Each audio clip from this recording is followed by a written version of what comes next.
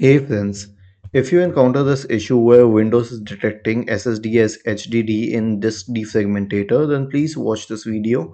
I will guide you through the resolutions. Now, here's the thing. Ideally, there is no resolution. It is a belief that the cords might not be connected properly. The SATA cords might not be connected properly. So, what can you do in this case? The first thing is that you will run a command named winset formal. Okay, so search for command prompt in the Windows search bar and click on run as administrator in the right pane. Paste this command here or write this command here and let it assess. After the assessment, just restart your computer and check if it still shows the same. If not, then the next solution is to simply call a hardware technician. Don't go for any other solution.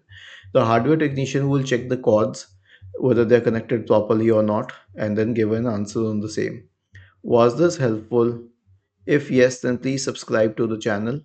If not, then let us know in the comment section of the video on how we could help you further. Thank you for watching this video and have a nice day.